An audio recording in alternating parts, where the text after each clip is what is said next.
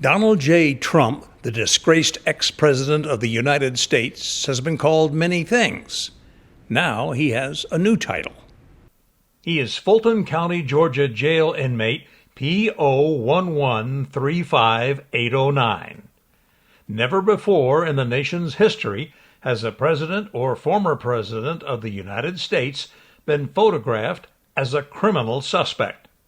But this is how history will remember the 45th President of the United States. What has taken place here is a travesty of justice. We did nothing wrong. I did nothing wrong. Trump, who hopes to be president again, has been arraigned for a fourth time this year on felony charges.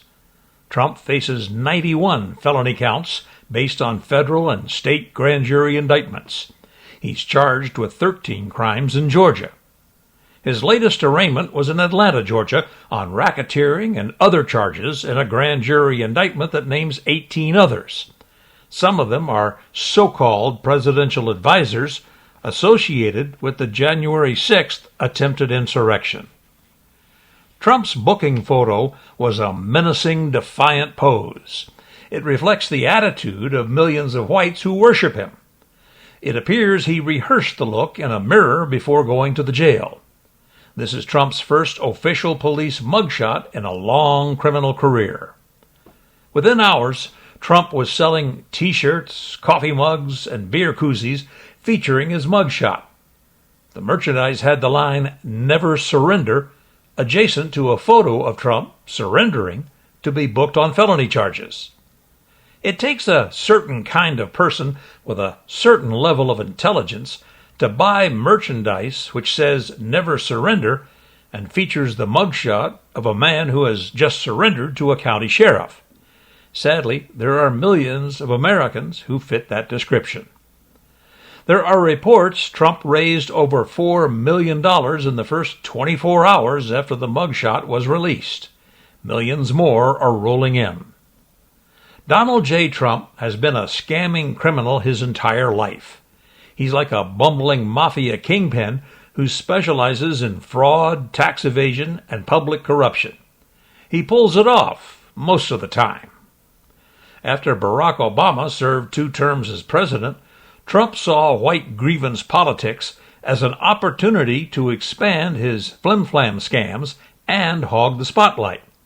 His backward-looking slogan, "Make America Great Again," or MAGA, is really code for "Make America White Again." Trump can barely string 2 sentences together, yet he's cunning enough to realize white fear and resentment of diversity add up to a bottomless pit of money. Trump presides over a cult numbering in the millions. These are mostly frightened, ignorant whites. They harbor deep hatred of minorities. They blame black, brown, and yellow people for eroding the whiteness of America. They resent women demanding a share of what was once unquestioned white male political and cultural power.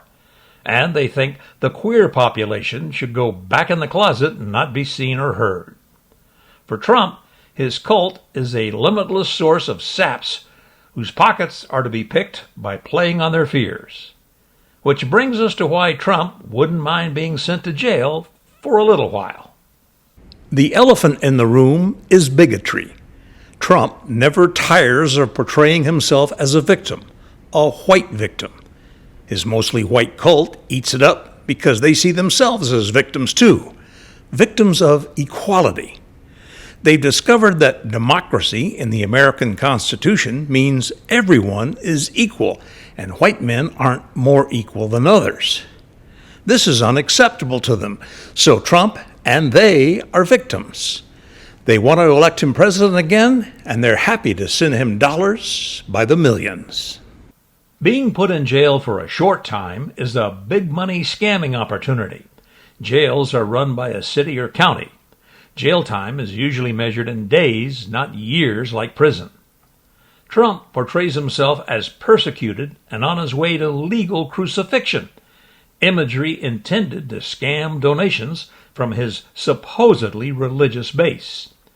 Many in his Make America Great Again cult view him as the second coming of Jesus Christ. They believe Trump is somehow going to save America from everyone who isn't white, hetero, and allegedly Christian. Trump portrays his criminal indictments as persecution, not prosecution. He tells his gullible supporters, "I'm suffering for you. Send me money. Send me lots of money." Trump prefers to try his cases, whatever and wherever they may be, in the court of public opinion instead of a court of law. In the past, his motor mouth and delaying tactics forced many opponents to give up and give in. As a mentally unbalanced narcissist, Trump can't keep his mouth shut, and he doesn't intend to with these recent indictments. Witness intimidation is a favorite Trump tactic. He deliberately puts pressure on witnesses against him, ridiculing them and making their lives uncomfortable. Witness intimidation is a crime, but the courts have never punished Trump for engaging in it, so he keeps doing it. One of Trump's most notorious threats was, "If you go after me, I'm coming after you." It's not aimed at a specific person, but the message is clear. A perfect recent example of Trump's witness intimidation is former Georgia Lieutenant Governor Jeff Duncan, one of the last witnesses to testify before the Fulton County grand jury that indicted Trump on racketeering and other charges.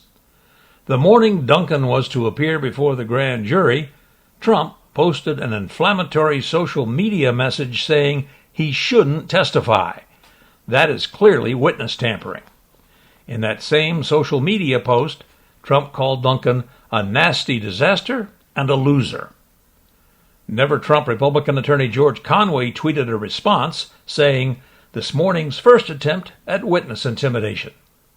Former Michigan U.S. Attorney Barbara McQuade tweeted, "Witness tampering in real time." Regardless of his macho posturing, the Georgia indictment worries Trump the most because it's a state case. That means his not-so-secret harebrained scheme to win re-election as president and then pardon himself won't work. Presidential pardons cannot apply to state cases. Moreover, under Georgia prison rules, Trump would have to serve 5 years of his racketeering sentence before a state parole commission could consider him for release. Donald J. Trump would have to do real prison time. In the federal indictments, Trump is gearing up for battle with U.S. District Court Judge Tanya Chutkan, an experienced, no-nonsense jurist who has handed out some harsh sentences to some of the mob that invaded the U.S. Capitol in the attempted insurrection on January 6, 2021. As soon as his case was assigned to Judge Chutkan, Trump began testing the limits. For Trump and his white supremacist cult, the trial before Tanya Chutkan will be a battle between black and white, between men and women. From the moment the case was assigned to this black woman judge, Trump has been repeatedly insulting Judge Chutkan on social media and in campaign speeches.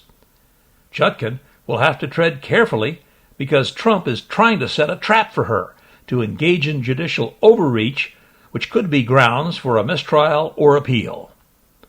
Trump's fellow racists in the Republican Party are itching to cause trouble for Judge Chutkan. They see her as a surrogate for Vice President Kamala Harris.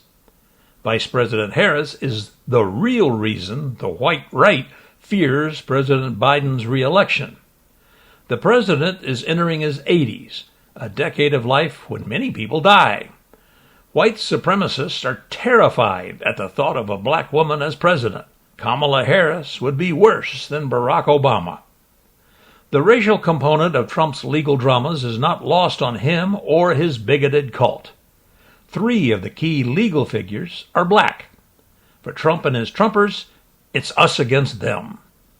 Trump is literally betting his life on causing enough confusion and doubt about the cases and the justice process that one juror, just one, will be unsure about convicting him.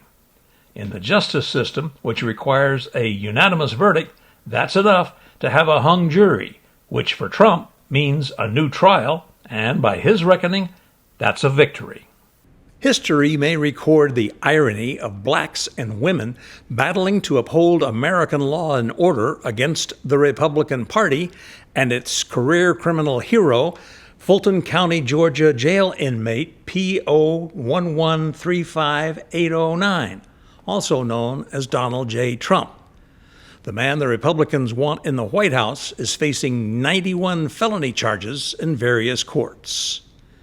The Republican Party used to be the party of the rule of law, but that was in the last century. I'm Vince Wade.